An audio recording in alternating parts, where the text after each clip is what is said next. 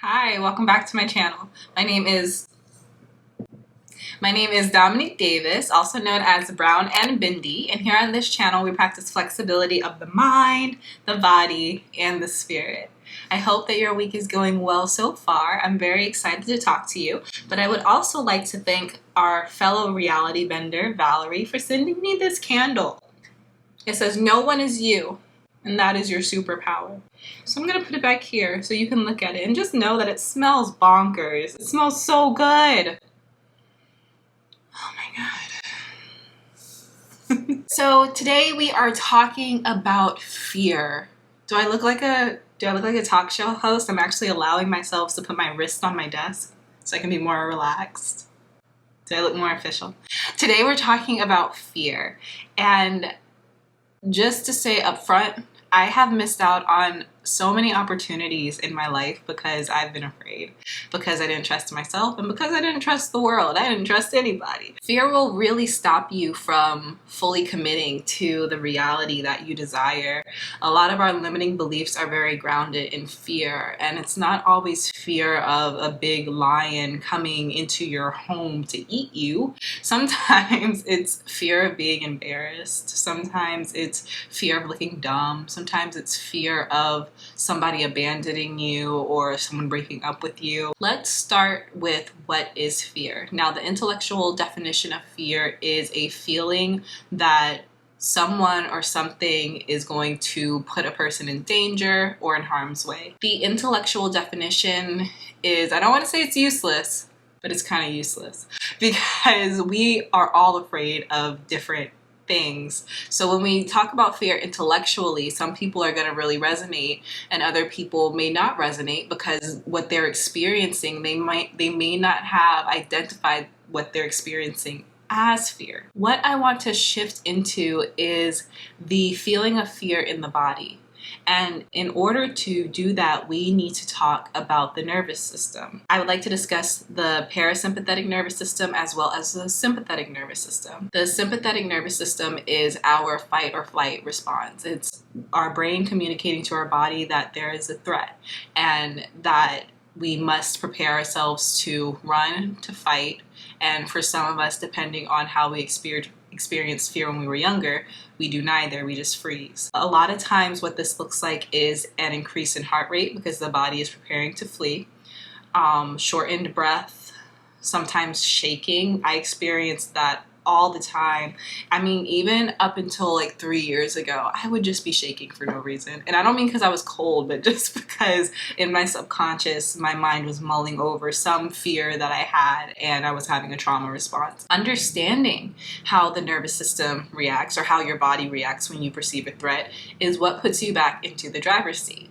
Not understanding can put you in the trunk of the car of your life experience. There's no other way that I could really put it. When our body perceives fear, we have to remember that we, at the most basic level, are mammals. We are humans. So when there is a threat, our subconscious goal is to survive. At the very foundation of all of our thoughts, all of our actions, everything that we do, it's fundamentally to survive. So when we begin to perceive a threat, our body will have a reaction. And the reaction may be so strong that we're not able to access our intellect or our logic or better reason. The way that we can combat this is through the breath. And that brings me to the parasympathetic nervous system. So I remember sympathetic nervous system with like, oh shit, because S for sympathetic. And then I remember the parasympathetic nervous system, P for peaceful. But anyway, the parasympathetic nervous system is how our brain communicates to our body that we can be at ease, that we can relax, the breath slows down, digestion resumes, you no longer have those knots in your stomach. Oh my gosh, I'm gonna trigger myself just by talking about this. One of my really big sympathetic nervous system reactions is like, that stomach drop when you get the information that you might be in danger or you have anxiety about something, like you feel like you might get into confrontation with someone. And that feeling of, your stomach dropping is your digestion slowing down, stopping because your body is preparing. So anyway, back to our safe place, the parasympathetic nervous system.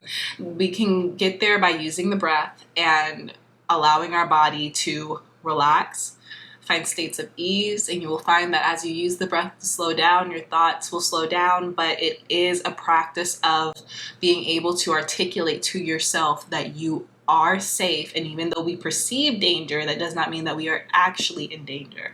A lot of the things that we perceive as humans, we are kind of being dramatic about it. For example, having a serious conversation with someone is not the same as, like we said before, a lion being set loose in your house. Those are not the same experience, but our body will experience both those scenarios with the same amount of fear, dependent on what we were exposed to growing up. That's going to bring me to the next thing I want to discuss. What does it actually look like when we are controlled by fear? Because we talked about what's going on in our body, but how does that manifest in our actions? It's one thing to have anxious thoughts and anxious habits, and then it's another thing to be controlled by your anxiety. So I really hope that I can use this video to help a person identify just how much fear is controlling their lives so that they can make a change if that serves them. When we are controlled by fear, that means our thoughts are controlled by fear. Not everyone, but a lot.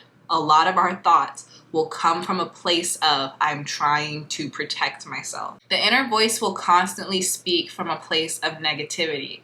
Hey, I want to hang out with this person because I want to make new friends. Perhaps we have an intimacy issue that causes us to be fearful of new relationships. So even though our brain is saying, I want new friends, our fear response, our brain that's controlled by fear may say, well, that person doesn't have a car, so maybe they'll be asking me for rides all the time. Or I can't be friends with this person because they have a kid, and what if I want to hang out and the kid's around, and that's just inconvenient. I can't be friends with that person. You have to be so aware of why your brain tells you you shouldn't do certain things, and you have to practice awareness in whether you actually agree with the thought process that you are experiencing. When we are controlled by fear, we are constantly trying to control outcomes. I'm going to keep repeating this because it's so important. We avoid trying anything new, experiencing anything new, whether that's experiencing other people, whether that's experiencing life events, going somewhere different, going somewhere new, because new things that are unfamiliar, we can't control the outcome of these situations, so we tend to avoid them when we are controlled by fear. Instead, we only live within previously experienced scenarios, telling ourselves, I want to move forward, I want to manifest a new life, I want to have this great big reality. But subconsciously, when we're making choices that align with yesterday, the day before, a week ago, a month ago, because again, situations are easier to predict and control. Now that we've discussed what fear is and how it looks when fear controls us, we can now talk about how to use fear to raise our vibration and attract our desired realities. The very first thing that you want to do to begin to use fear to your advantage is practice awareness. Notice when your body begins to slip into those states of fear. Now, of course, the obvious response to fear are those panic attacks and those anxiety attacks. But the subtle responses to fear, you can still identify, even though they're not as dramatic. When our subconscious mind is injected with so many images and so many ideas of how life is fearful, it's looping in our mind, not in our conscious mind, but in our subconscious mind. And the way to be aware of that is to check in with your body and how it feels. Are you at ease? Is there tension in your body? Are you holding yourself? Or are you relaxed? Is the breath slow? Is the breath even? One of the greatest ways to manifest your desired reality is to just breathe. Because you, in your ideal reality, have an even breath because you're happy and you're safe. So by practicing breathing slowly and evenly, you're actually transporting yourself to your ideal reality. And you may say, it's not that easy. And you're right, it's not. Because if you struggle with anxiety, by simply practicing your breath, you will feel resistance. But the work comes in choosing to believe that you are worthy enough of breathing evenly, breathing slowly, and being comfortable, even though your body is telling you there's some threat, something scary somewhere. After you identify that you are experiencing a fear response, you can retrain your mind to become inquisitive to that fear response as opposed to so reactive. A lot of times when our bodies experience fear responses, we snowball the emotion because we don't know what to do.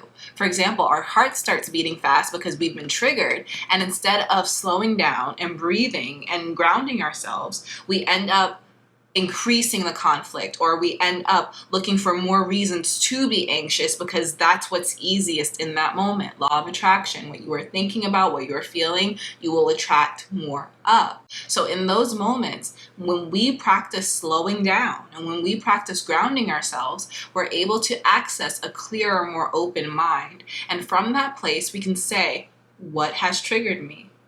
Why am I feeling this way?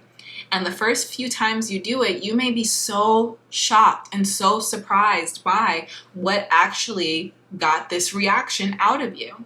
It's a wonderful practice of taking your power back and not allowing external circumstances to throw you into these emotional places of fear. And a lot of times the fear response comes from within, right? I used to struggle with intrusive thoughts, some of the most violent, dark, intrusive thoughts. And I understand that you can literally be sitting, chilling, having a good day, and maybe the day got too good because your brain does not align, and it's like, well, let me bring it down a peg, and you just see flashes of trauma.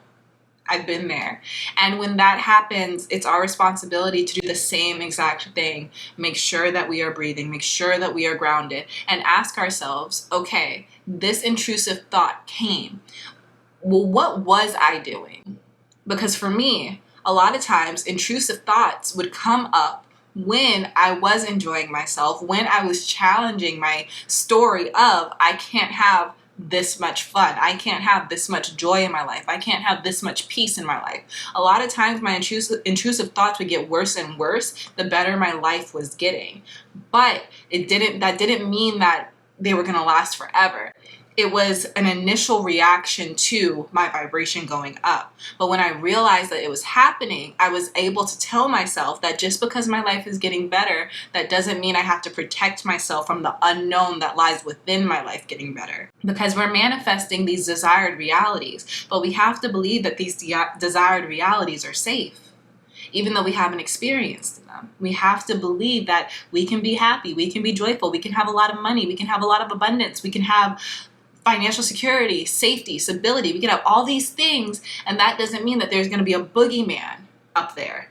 It doesn't mean there's going to be a boogeyman in our desired reality. We do not have to protect ourselves from our desired reality. So when you have a fear response that comes from the inside, notice what happened on the outside that may have inspired that intrusive thought or the thoughts that you're having. This process allows you to consistently release limiting beliefs and transform your reality. The law of attraction is not complicated. It is not convoluted, but it does take dedication. Because when we're curating the vibration that we want to live in, we have to make sure that we're aware that we're not currently at that vibration.